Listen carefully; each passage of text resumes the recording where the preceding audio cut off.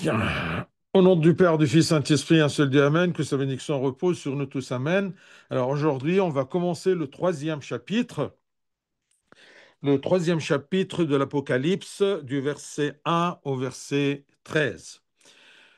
Écrit à l'ange de l'église de Sardes, voici ce que dit celui qui a les 7 esprits de Dieu et les 7 étoiles. Je connais tes œuvres, je sais que tu passes pour être vivant, et tu es mort. Sois vigilant et affermis le reste qui est près de mourir, car je n'ai pas trouvé tes œuvres parfaites devant mon Dieu. Rappelle-toi donc comment tu as reçu et entendu, et garde et repens-toi. Si tu ne veilles pas, je viendrai comme un voleur, et tu ne sauras pas à quelle heure je viendrai sur toi. Cependant, tu as à Sardes quelques hommes Cependant, tu as à Sardes quelques hommes qui n'ont pas souillé leurs vêtements. Ils marcheront avec moi en vêtements blancs parce qu'ils en sont dignes. Celui qui vaincra sera revêtu ainsi de vêtements blancs. Je n'effacerai point son nom du livre de vie, et je confesserai son nom devant mon Père et devant ses anges. Que celui qui a des oreilles entende ce que l'Esprit dit aux églises.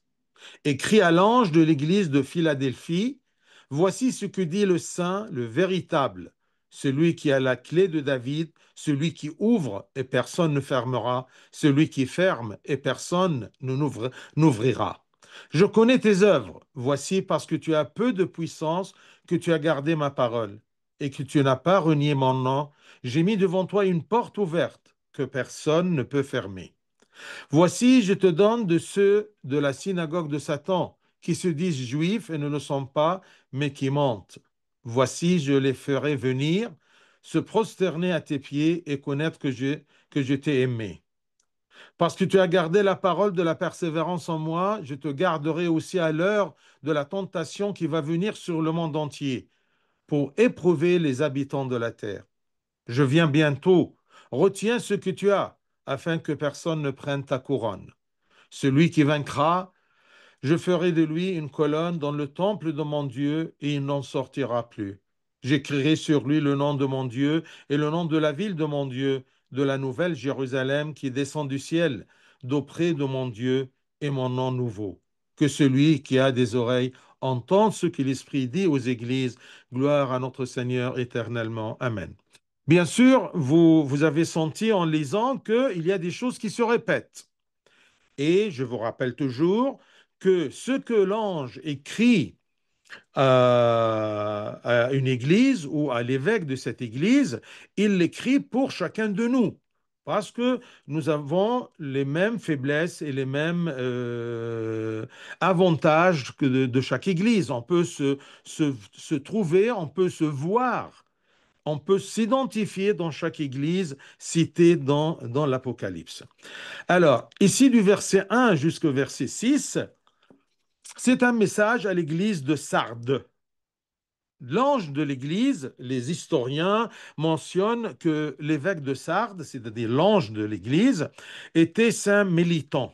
Saint Méliton. Et Sardes, c'est une ville sur une montagne en Asie mineure, en Turquie, était célèbre pour ses boutiques. Il y avait beaucoup de commerce. Et sa débauche et son culte païen, associé à la liberté, bien sûr, puisqu'il y a un culte païen et de la richesse, et beaucoup de débauche, eh bien, tout ceci s'associe à la liberté excessive, comme tous les pays païens. Quand il dit, écrit à l'ange de l'Église, voici ce que dit celui qui a les 7 esprits de Dieu. Celui qui a les 7 esprits de Dieu, c'est-à-dire celui qui possède pleinement le Saint-Esprit. Comme, si vous vous rappelez bien, Apocalypse 1, 4, c'est écrit, je cite, de la part des 7 esprits qui sont devant son trône. Donc, les 7 esprits, c'est-à-dire l'esprit complet, l'esprit, d'accord, le Saint-Esprit, qui est des 7 esprits qui sont devant son trône. Les 7 étoiles,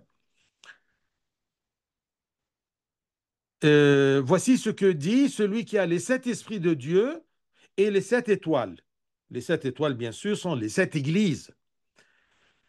Ce que vous pouvez voir toujours, chapitre 1, verset 20. Ça se répète. Donc, le problème de cette église de Sardes, ou de cet évêque, résidait dans le formalisme et la superficialité du culte, raison pour laquelle il était célèbre et connu, parce qu'il avait un culte connu, d'accord, cette église, mais superficielle, le formalisme. C'est pour cela qu'il lui dit, tu as un nom, tu as une célébrité. Parfois, il y a des gens parmi nous qui connaissent bien l'Église et ils sont très connus dans l'Église. Ici, le Seigneur Christ se présentait dans sa capacité divine, bien sûr, ce qui convenait à la condition de cette Église. Il veut bien lui dire, comme les autres Églises, d'accord, que je sais tout. Je connais tes œuvres. Je sais que tu passes pour être vivant et tu es mort. Il est celui qui sonde les profondeurs par son Esprit Saint et il a l'autorité sur toutes les églises. Il tient les 7 étoiles dans ses mains. Donc le Seigneur expose directement ici la maladie de cette église-là, afin d'accélérer le traitement, et explique que les apparences extérieures ne peuvent tromper Dieu. Même s'il a un nom, je sais que tu passes pour être vivant, d'accord? Il a un nom, il est célèbre.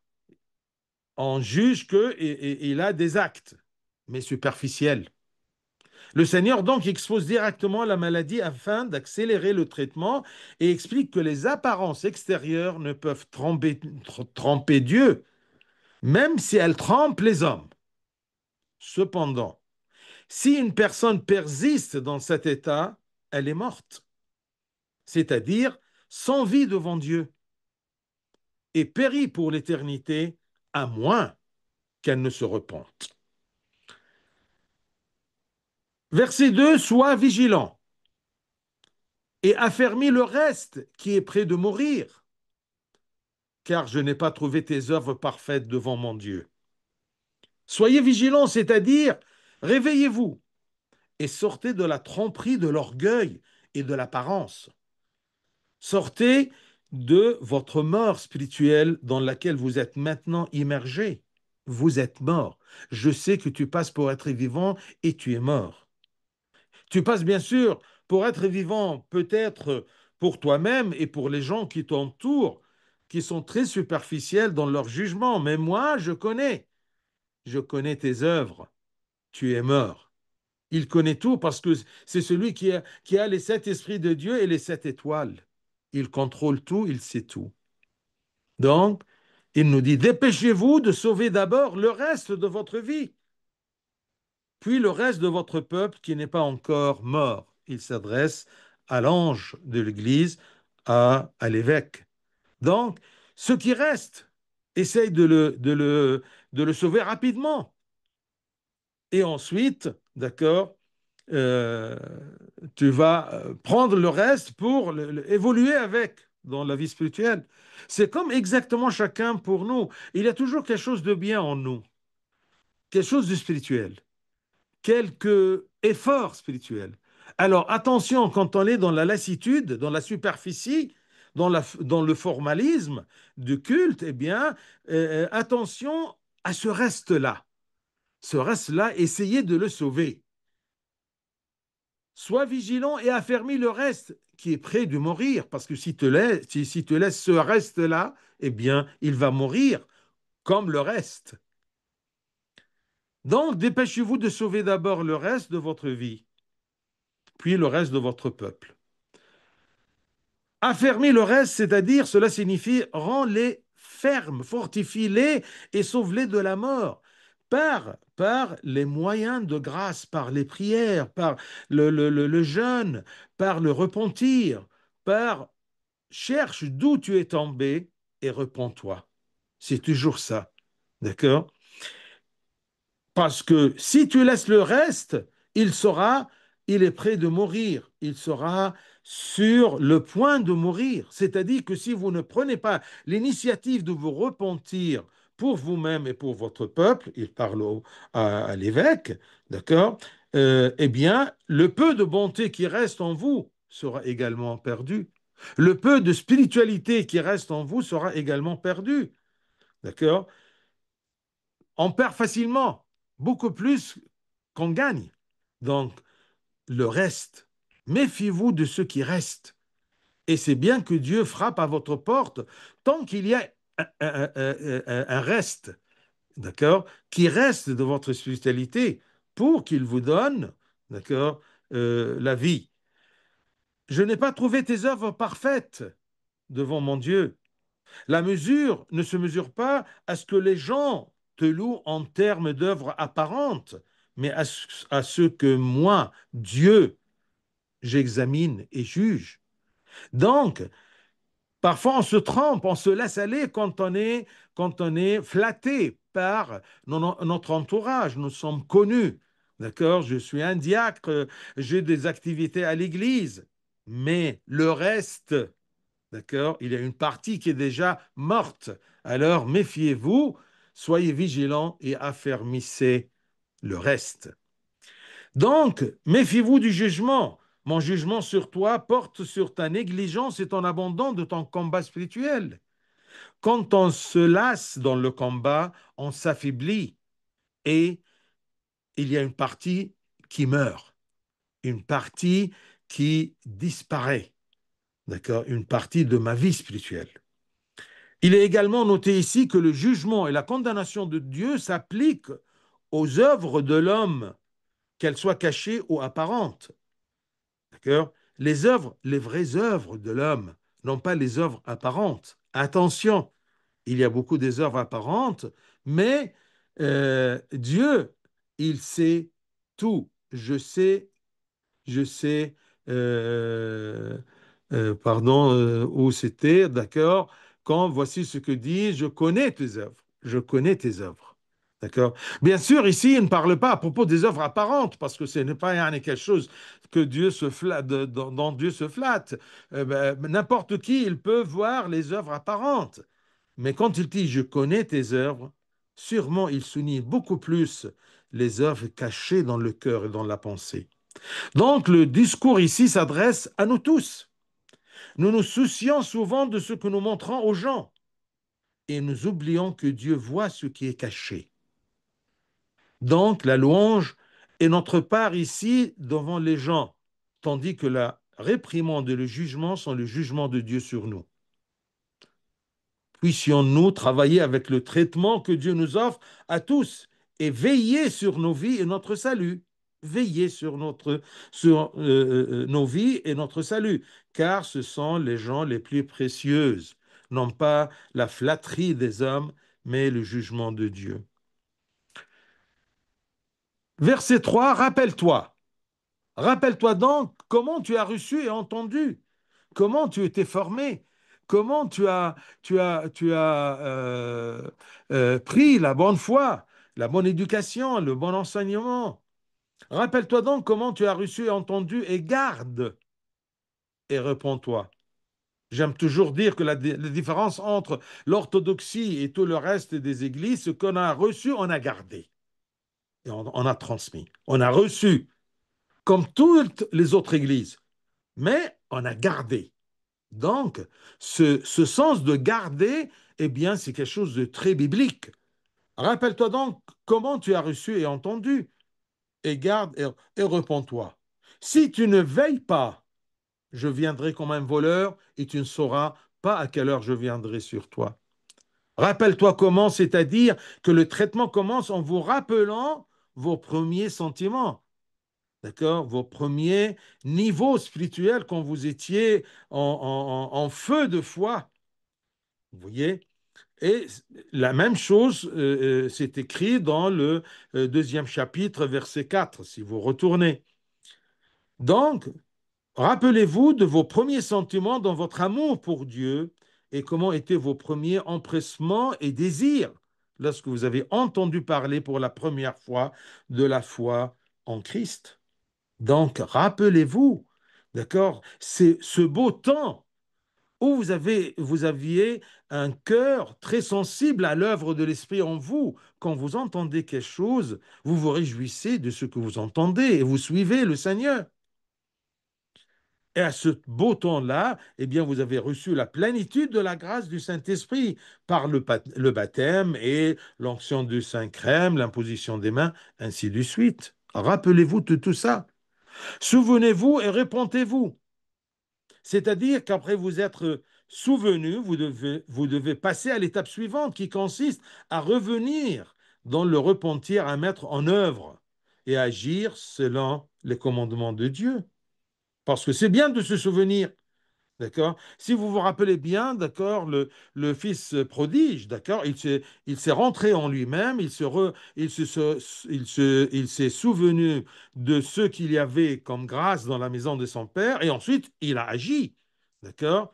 Tout de suite, il est parti en décidant de s'excuser à son père et se repentir.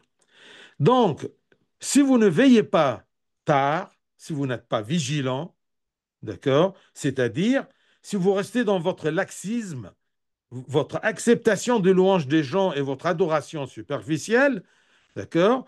C'est ça, c'est ça de ne pas veiller, c'est-à-dire de rester dans ce que vous êtes, ce que vous avez, et vous êtes satisfait des louanges des gens qui vous entourent, d'accord? Et vous êtes satisfait aussi de votre adoration superficielle. Alors, si vous restez et vous continuez comme ça, je viens à vous comme un voleur. De même qu'un homme ne sait pas quand le voleur viendra pour le voler. Ainsi, je ferai venir mon châtiment promptement, à l'heure où vous ne vous attendez pas. Vous voyez? Et aussi, ça souligne, d'accord, le fait que la mort vient à un moment, d'accord, qu'on n'attend jamais. Vous voyez? Donc, on doit voir toujours ce que le Seigneur Christ a également dit à propos de sa seconde venue dans l'évangile de Saint Matthieu concernant la nécessité de veiller. Il nous dit toujours veiller. D'accord? Dans, je crois, Saint Matthieu chapitre 24, il dit toujours veillez et je vous dis toujours veillez. C'est-à-dire, souvenez-vous toujours, d'accord? Soyez vigilants, souvenez-vous comment vous avez reçu, d'accord? Et, et gardez ce que vous avez reçu et entendu. Rappelle-toi donc comment tu as reçu et entendu et garde et repens-toi. Ça, c'est très important. Et il nous dit, sinon, je viendrai comme un voleur, d'accord? À un moment que tu ne connais pas. Verset 4. Cependant, tu as à Sardes quelques hommes qui n'ont pas souillé leurs vêtements. Ils marcheront avec moi en vêtements blancs parce qu'ils en sont dignes. Ils sont dignes de marcher avec Dieu. Donc, vous avez quelques hommes, c'est-à-dire que malgré la prévalence du péché, l'hypocrisie dans cette église de Sardes, eh bien, Dieu, dans sa justice, ne tient personne pour responsable du péché d'autrui. Il y a toujours, il y a toujours un reste dans le peuple, d'accord? Et ce n'est pas parce que la majorité du peuple de Sardes sont coupables, alors il prendre les serviettes avec les torchons. Eh bien non, chacun est responsable de ses œuvres. Alors, par conséquent, il déclare clairement qu'il existe quelques vrais croyants qui n'ont pas été touchés par le péché, qui n'ont pas souillé leurs vêtements, car leur comportement était pur. Ils avaient des vêtements blancs. Donc leur récompense sera également la compagnie du Christ dans l'éternité, marchant avec moi. Ils marchaient avec moi. Et ils méritaient ceci parce qu'ils n'ont pas souillé leurs vêtements. Durant toute notre vie, il y a des taches qui viennent sur nos vêtements, sur notre vie, sur notre cœur et pensée, d'accord? Parfois des autres, parfois de moi-même, mais le repentir, c'est le lavage. D'accord? Et c'est comme on dit toujours, on se lave, d'accord, dans le sang du Christ. Vous voyez, par la communion et par se préparer à la communion par le repentir. Donc, le Christ proclamera leur pureté devant tous au jour du jugement. Dieu n'oublie personne et n'oublie pas l'effort de chacun. Celui qui vaincra, verset 5, celui qui vaincra sera revêtu ainsi de vêtements blancs. Je n'effacerai point son nom du livre de vie, et je confesserai son nom devant mon Père et devant ses anges. Celui qui vaincra sera récompensé par Dieu avec ce qui suit. Il portera des vêtements blancs, ce qui signifie qu'il vivra dans la pureté avec Dieu pour toujours. Et deuxièmement, je ne effacerai pas son nom du livre de vie. Il est établi dans le royaume des cieux. Le livre de vie, d'accord, c'est être, exister et persévérer dans le royaume des cieux. C'est ça la vie éternelle. C'est ça le livre de vie. C'est comme si notre nom est inscrit. Bien sûr, il n'y a pas un livre matériel, mais c'est une façon d'exprimer que son nom est gardé dans le livre de la vie, gardé au royaume des cieux. Alors, pour expliquer cette phrase, nous croyons que lorsqu'une personne sort du baptême, son nom est inscrit dans le livre de vie, c'est-à-dire dans l'inscription des héritiers du royaume des dieux. Cependant, par sa foi, ses efforts, ses œuvres qui plaisent à Dieu, une personne est établie dans l'héritage de son Père céleste. C'est comme s'il est inscrit dans un livre. Et ce livre-là, c'est le livre de vie. Quant à celui qui est négligent et insouciant et qui ne veille pas au salut de son âme, son nom est effacé de l'héritage éternel. Mais celui qui n'a pas souillé ses vêtements, eh bien, je le confesserai aussi, troisièmement, je le confesserai son nom devant mon Père. C'est-à-dire que le Seigneur Christ déclarera dans tout le ciel, devant mon Père et ses anges, dans tout le ciel, la sainteté de cette personne, sa piété, son adhésion à un comportement pur dans sa lutte.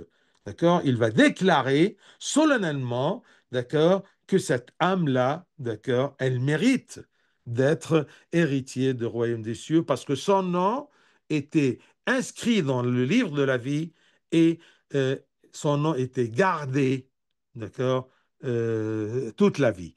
Bien sûr, ce n'est pas par le péché que notre nom est effacé, par un péché, non. Dieu, c'est comme, j'imagine qu'il voit toute notre vie ensemble, d'accord? Un saint, ce n'est pas un saint, ce n'est pas un homme qui ne pêche pas, mais un saint, c'est quelqu'un que quand il tombe, il se relève. Vous voyez, c'est ça la sainteté. C'est ça de garder mon vêtement sans souillure. D'accord? Quelques hommes qui n'ont pas souillé leurs vêtements, c'est-à-dire qui n'ont pas laissé les taches et les péchés s'incruster, d'accord, dans leurs vêtements. Et ensuite, verset 6, comme on a toujours l'habitude, que celui qui a des oreilles entende ce que l'Esprit, avec un E majuscule, que l'Esprit de Dieu dit aux églises. Et ensuite, du verset 7 jusqu'à 13, c'est l'église de Philadelphie. Écrit à l'ange de l'église de Philadelphie, voici ce que dit le saint, le véritable. Ça, ce sont des attributs du Christ. D'accord? Il est saint, il est véritable. Je suis la vérité. D'accord? Et ici, d'accord, eh bien, l'Esprit de Dieu proclame le Christ comme le saint, le véritable, celui qui a la clé de David. Ça, c'est quelque chose de nouveau dans le chapitre, troisième chapitre, d'accord? Celui qui a la clé de David, celui qui ouvre et personne ne fermera, celui qui ferme et personne n'ouvrira. Donc, pour l'église de Philadelphie, l'ange de cette église-là, ou l'évêque, pour l'histoire tout simplement et votre connaissance, c'était Saint Cosranus. D'accord? Et Philadelphie, c'était une ville fondée par le roi de Pergame, qui s'appelait Philadelphe, et nommé en son honneur. Philadelphie, ça vient, d'accord, de cette ville qu'il a comment dire, instituée ou formée ou fondée.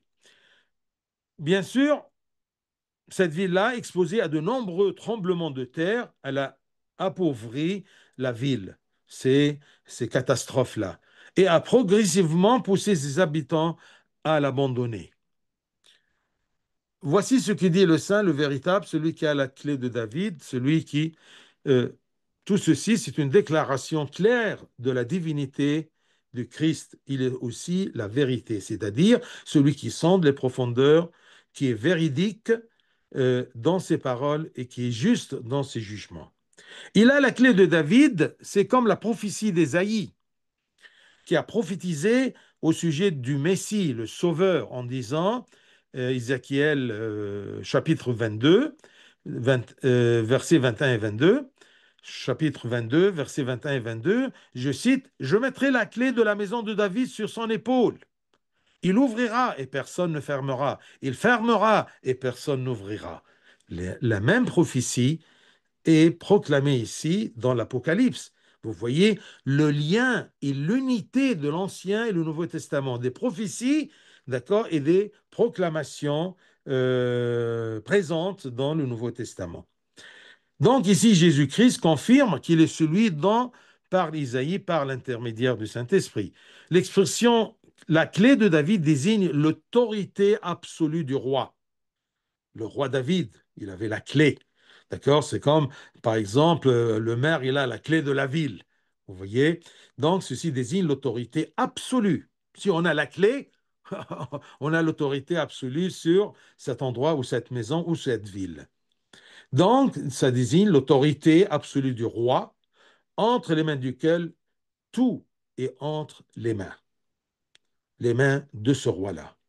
Il possède tout dans ses mains. Il ouvre le royaume et la maison de son père à qui il veut et les ferme à quiconque ne le mérite pas. La clé de David vient aussi comme signe et symbole du signe de la croix qui ouvre les yeux de l'homme sur le royaume pour ceux qui le font avec foi. Le signe de la croix et la foi dans la croix, le signe du salut et le moyen du salut. Et ce roi qui a la clé de David, qui a la clé du royaume, ferme le cœur et les sens à Satan et à ses offres. Donc, il peut, avec cette clé-là, ouvrir mon cœur vers le salut, le royaume, et aussi fermer mon cœur. Ça peut être considéré de ce côté-ci. Et il ferme mon cœur, d'accord, et mes sens, d'accord, à Satan et à ses offres. Vous voyez, avec la clé, il peut ouvrir, il peut fermer, d'accord. Et s'il ouvre, personne ne peut fermer. Et s'il ferme, personne ne peut ouvrir. C'est ça l'autorité, parce qu'il possède la clé. Et celui qui possède la clé, s'il ferme, personne ne peut ouvrir. Et s'il ouvre, personne ne peut fermer. Donc, c'est ça l'autorité absolue de Dieu. Vous voyez, sur les portes du royaume et sur les portes de mon cœur. Si je mets mon cœur entre les mains saines et honnêtes et fidèles de Dieu, il a la clé, il peut l'ouvrir vers le salut, vers le bien et le fermer en face de Satan et ses tentations. On peut également dire que cette clé symbolise l'autorité donnée à l'Église, d'accord? Comme c'est écrit Matthieu 16, d'accord? Appelé le pouvoir de lier et de délier, d'accord? Ce pouvoir-là qui est donné à l'Église à travers le sacerdoce. Ce que vous liez sur terre sera lié aux cieux, ce que délié sera sur terre sera délié dans les cieux. Donc l'Église est à elle seule une extension d'autorité de son Seigneur le Christ pour ouvrir ses portes aux pécheurs repentants et les fermer à ceux qui persistent dans leur erreur. C'est ça le sens de ce clé-là, de cette clé-là. Verset 8, je connais tes œuvres. Voici, parce que tu as peu de puissance et que tu as gardé ma parole et que tu n'as pas renié mon nom, j'ai mis devant toi une porte ouverte que personne ne peut fermer. Cela signifie que tu as peu de puissance, c'est-à-dire tu as une force réduite. Et cela fait référence au faible nombre de fidèles dans cette Église, en raison de nombreux tremblements de terre et de la faiblesse de ses moyens matériels. On peut aussi dire que cela fait référence à la santé fragile de son évêque, qui a vu ses forces physiques diminuer. Comme cette Église était sans gloire ni réputation, le Seigneur Christ commença sa conversation avec elle avec beaucoup d'encouragement. Il se présenta d'abord à elle comme celui qui détenait l'autorité. N'aie pas peur. Il lui annonça ensuite la bonne nouvelle qui lui avait ouvert la porte du royaume que nul ne pouvait fermer. Parce que malgré tes faibles moyens matériels, eh bien, d'accord, eh bien, tu as gardé ma parole, d'accord? Tu n'as pas renié mon nom. Alors, pour te rassurer et pour t'encourager et pour te protéger, j'ai mis devant toi une porte ouverte que personne ne peut fermer. Oui, c'est la porte du royaume et la porte aussi de repentir. Donc, le repentir ne dépend pas des moyens matériels, mais, d'accord, de ma volonté et de la grâce de Dieu. Cette porte ouverte qui se met devant nous. Et le Seigneur loua également l'évêque et son Église pour leur foi, qui se traduisait par l'observance des commandements de Dieu. Tu as gardé ma parole.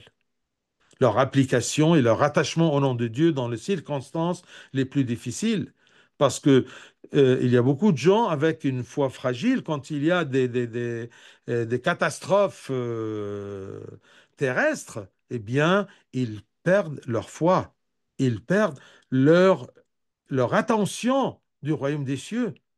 Si on n'a pas subi de catastrophes, eh bien, croyez-moi que tout passera. Ce qui va rester, c'est la porte ouverte que Dieu met devant nous et que personne ne peut fermer. Eh bien là, nous devrons toujours remercier le Seigneur. Seigneur, nous te remercions de plus profond de notre cœur pour ton amour et tes encouragements, malgré notre puissance faible, parce que tu as peu de puissance et que tu as gardé ma parole. D'accord? Et tu n'as pas renié mon nom, j'ai mis devant toi une porte ouverte. Donc, ça dépend des œuvres des gens, sans compter sur les moyens matériels autour de nous. Seigneur, nous vous remercions vraiment parce que nous sommes tous des êtres de peu de force et nous pouvons ouvrir ou fermer une porte sans toi. Mais tes promesses remplissent nos cœurs d'espoir. C'est ça la beauté de l'Apocalypse.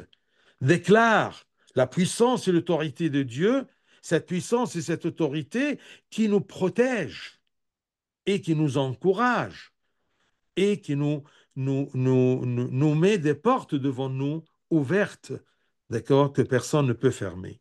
Donc, viens donc, Seigneur, et accomplis ton œuvre à la perfection dans la vie de chacun de nous et fais que nous nous attachions à ton nom et à tes commandements pour toujours, par ta grâce et par ta force. Ensuite, le verset 9, voici, je te donne de ceux de la synagogue de Satan, voici, je te donne de ceux de la synagogue de Satan, qui se disent juifs et ne le sont pas, mais qui mentent. Voici, je les ferai venir se prosterner à tes pieds et connaître que je t'ai aimé. Les juifs qui ne sont pas juifs, c'est-à-dire ceux qui se prétendent religieux et zélés, mais ne le sont pas. Ceci s'applique désormais à tous ceux qui ont dévié de la foi saine. Ne le prenez pas à la lettre que ce sont des juifs. Non, on peut avoir autour de nous des chrétiens qui ne sont pas des chrétiens. Ce sont des gens qui se sont prétendus chrétiens, comme les témoins de Jéhovah, les adventistes et d'autres, d'accord, qui nient la divinité de Christ. Et dont le seul but de ces gens-là est de priver les croyants de l'Église de Dieu. Ici, le Christ les décrit tous comme une synagogue de Satan, car ils sont devenus ses soldats, ses agents, et les exécutants de sa volonté contre l'Église de Dieu, le corps du Christ. Parce que nous, les fidèles, nous sommes le corps du Christ qui est l'Église. Et ces gens-là, eh bien, Dieu nous rassure. Ils viennent et se prosternent. C'est un autre encouragement à l'Église à ne pas craindre ses ennemis, même s'ils sont parmi nous, car seul le Christ est capable de les écraser et de les humilier et de les faire passer sous les pieds de son Église. Ça, quand il dit je les ferai venir se prosterner à tes pieds, c'est-à-dire que tu vas les convaincre. C'est-à-dire, tu seras en sûreté devant leurs calomnies et leurs œuvres pour vous égarer du Seigneur et de l'Église. Ils verront ces gens-là écrasés par le Christ, ils verront et seront assurés de son amour pour nous et de sa protection pour son Église. Si même il y a un moment que tu t'es lassé et tu t'es attiré, eh bien, Dieu va venir pour garder le reste, d'accord, qui est en toi. Mais sois vigilant, veille bien sur ton salut, sur ta foi.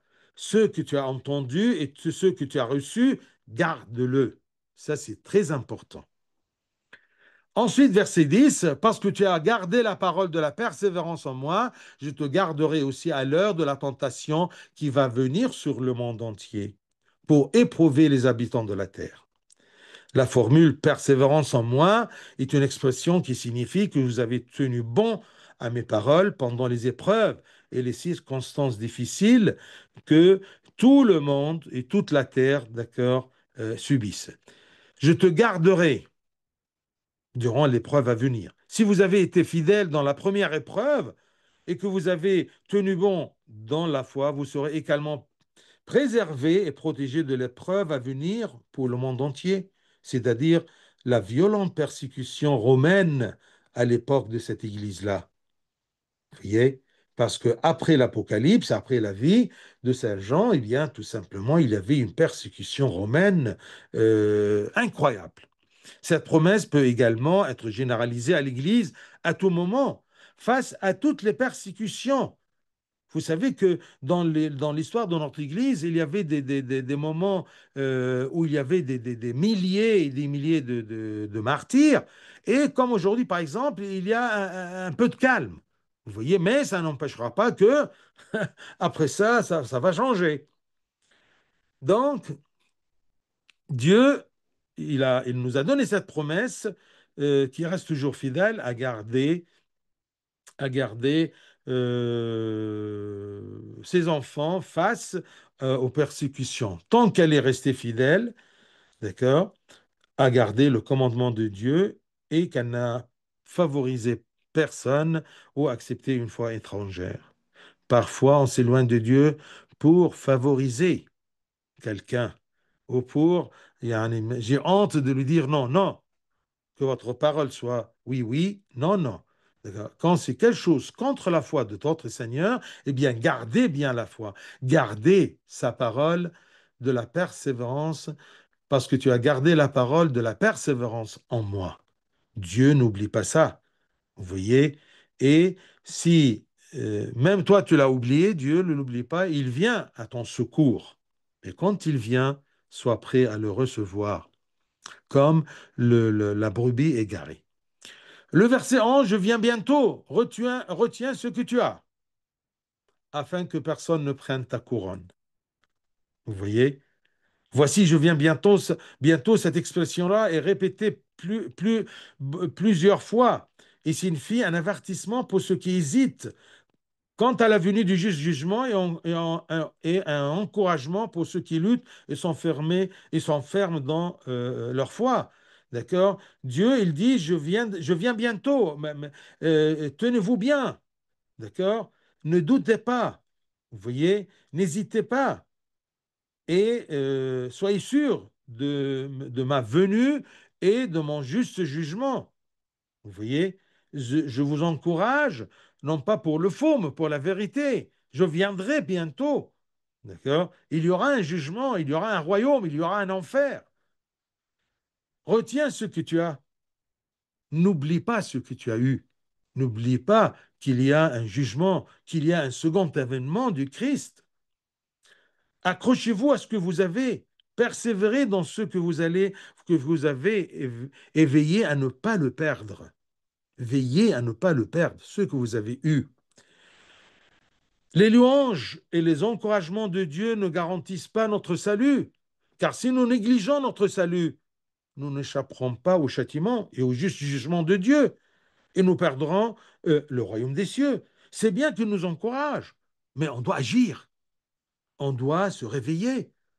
On doit, comme il nous a dit, d'accord, ne traînez pas, vous voyez, parce que vous ne savez pas quand le Christ va venir dans son jugement.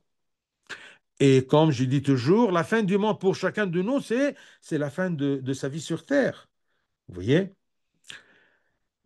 Comme Saint Paul a dit dans son épître aux Hébreux, chapitre 2, verset 3, comment échapperons-nous en négligeant un si grand salut? Il nous encourage, oui, mais si nous négligeons le salut, nous serons perdus. Comment échapperons-nous en négligeant un si grand salut qui, annoncé d'abord par le Seigneur, nous a été confirmé par ceux qui l'ont entendu, par le témoignage des disciples? Vous voyez? Donc, ce verset, je viens bientôt, retiens ce que tu as, afin que personne ne prenne ta couronne, d'accord, est un verset qui nous met tous en garde contre la perte du salut gratuit que le Christ nous a offert. Accepter le salut ne signifie pas obtenir l'éternité. Souvenez-vous donc de Judas, qui a perdu sa couronne et que l'apôtre Matthias a prise à sa place. Souvenez-vous également du droit d'aînesse dans l'Ancien Testament que Ésaü néglige, d'accord, pardon, que Ésaü, d'accord, négligent, a négligé et qui a été confisqué par Jacques l'éveillé, Jacques, son frère. Eh bien, comment vous agissez vis-à-vis des promesses de Dieu et de l'encouragement de Dieu? Souvenez-vous également de Démas, le disciple de Paul, qui a tout perdu par son attachement au monde présent, comme c'est cité dans l'épître, deuxième épître de Saint Paul à Timothée. D'accord? Méfiez-vous. Je répète ceci. D'accord? Accepter le salut ne signifie pas obtenir l'éternité. J'accepte l'idée, mais qu'est-ce que j'ai fait? D'accord? Souvenez-vous de tous ces gens-là qui ont reçu et qui ont cru dans le salut, mais ils ont agi, d'accord, d'une mauvaise façon, où ils ont perdu. Ils avaient comment dire, ils avaient l'apparence d'être vivants. Ils ont accepté, oui, d'accord, mais ils n'ont rien fait pour l'obtenir, pour mériter le vêtement blanc et suivre le Christ. Verset 12, celui qui vaincra, je ferai de lui une colonne dans le temple de mon Dieu. Faire de lui une colonne, c'est-à-dire il aura une place, sa place sera fixée comme une colonne. D'accord? Son nom ne sera jamais exclu de livre de la vie, il sera comme une colonne, d'accord, dans le temple de mon Dieu, et près de moi et de mon Père dans le temple de mon Dieu. Vous voyez, ça sera une colonne persistante, dure, d'accord, et existante avec moi et mon Père. Il ne sortira plus jamais. Je ferai de lui une colonne dans le temple de mon Dieu et il n'en sortira plus. Une fois rentré, une fois fixé comme une colonne dans le royaume des cieux, eh bien, on ne sortira plus. C'est quelque chose d'éternité. Il ne sortira plus jamais, c'est-à-dire que celui qui a atteint l'éternité ne pourra plus jamais sortir. Et écrire son nom sur lui, d'accord, c'est-à-dire déclarer clairement son appartenance au Christ. D'accord, j'écris mon nom là-dessus. Il m'appartient. Personne ne peut l'arracher. Il ne pourra plus sortir et personne ne le retirera du royaume des cieux. Donc, il va déclarer son importance, son appartenance au Christ, à Dieu et au royaume des cieux, afin que sa gloire soit manifestée devant tous les hommes. Il dit le nom de mon Dieu, le nom de la ville de mon Dieu, de la nouvelle Jérusalem, qui descend du ciel d'auprès de mon Dieu. Le nom du Seigneur, c'est un nom divin. Le nom divin de la ville, c'est-à-dire Jérusalem céleste, le royaume, c'est comme si un tampon. Mon nom est là-dessus. Personne ne peut le reprendre. il m'appartient. Donc cette expression peut prêter à confusion pour certains, car comment le Christ peut-il avoir un Dieu qui est appelé divin? Parce qu'ici, il dit, d'accord, le nom de la ville de mon Dieu, d'accord, j'ai créé sur lui le nom de mon Dieu. Non, attention, d'accord. Le point essentiel est que le Christ incarné, représentant l'humanité et premier-né parmi de nombreux frères, appelle Dieu mon Dieu, selon son humanité, d'accord? Mais selon sa divinité, il est son Père et il est de la même nature du Père. Donc, quand il parle, j'écrirai sur lui le nom de mon Dieu, il dit ceci selon son incarnation. Il nous rappelle toujours qu'il est le Fils de l'homme, d'accord? Par incarnation. Donc, c'est un acte d'humilité remarquable de sa part et une élévation du statut des croyants victorieux, que le Christ soit l'un d'eux par son incarnation et en appelant Dieu avec eux comme leur Dieu. Donc, que ce ne soit pas, d'accord, quelque chose qui vous perturbe quand le Christ, selon son humanité, uni à sa divinité, appelle Dieu le Père mon Dieu. Donc, le Christ ne veut pas dire qu'il est inférieur à son Père, qui lui a donné le titre de Dieu. Et je vais, pour terminer, vous donner quelques exemples ou quelques preuves. C'est comme, par exemple, quand il a dit, d'accord, Jean 10, 30, retenez bien, moi et le Père, nous sommes un. Jean 10, 30. Et il dit aussi, je cite, celui qui m'a vu a vu le Père. Donc, quand il dit ici, mon Dieu, c'est selon son humanité. D'accord? Retenez bien ceci. Et retenez Jean 10, 30. Moi et le Père, nous sommes un. Et il y a d'autres références bibliques, comme par exemple Jean 1, quand il dit, et le Logos et la parole était Dieu. Vous voyez, le Logos, c'est le Christ incarné, la parole de Dieu. Et dans le livre de l'Apocalypse lui-même, d'accord, quand il dit, d'accord, le Christ lui-même, je suis l'alpha et l'oméga, le commencement et la fin. Je suis le premier et le dernier. Je suis celui qui sonde les reins et les cœurs. Je rendrai à chacun selon ce qui dit son œuvre. Mais écoutez, avec toutes ces références bibliques, d'accord, on sait bien que le Christ est Dieu incarné. Vous voyez? Et quand vous voyez qu'il parle, n'oublions pas que le Christ est complètement Dieu et complètement homme. Donc il peut, d'accord, par humilité, d'accord, et par humanité et par son incarnation, appeler Dieu le Père comme mon Dieu. Et quand il a dit aujourd'hui, il ouvre et personne ne ferme, il ferme et personne n'ouvre. D'accord? Verset 7 d'aujourd'hui. Eh bien, écoutez, ça prouve la divinité de Christ. Enfin, ce qui confirme l'égalité, le Christ inscrira son nom sur le vainqueur. Vous voyez? Tout comme il y inscrira le nom de son Père. Donc, lui et son Père sont un. D'accord? Comment il peut oser inscrire son nom? D'accord? J'écrirai sur lui le nom de mon Dieu. Celui qui vaincra, je le ferai de lui une colonne dans le temple de mon Dieu, il n'en sortira plus. J'écrirai sur lui le nom de mon Dieu et le nom de la ville de mon Dieu, de la nouvelle Jérusalem, qui descend du ciel, d'auprès de mon Dieu, et mon nom nouveau. D'accord? Donc, le Père est égal au Fils, d'accord? Et n'oublions pas que le Christ Jésus, il est complètement homme et complètement Dieu. Donc, ceci constitue une preuve suffisante de l'égalité des deux noms en honneur et en gloire, le nom du Christ et le nom de Dieu. Revenons à la récompense au sens spirituel. Celui qui sera victorieux et vaincra aura pour récompense le nom de Dieu proclamé en lui comme fondateur de la cité céleste de Jérusalem.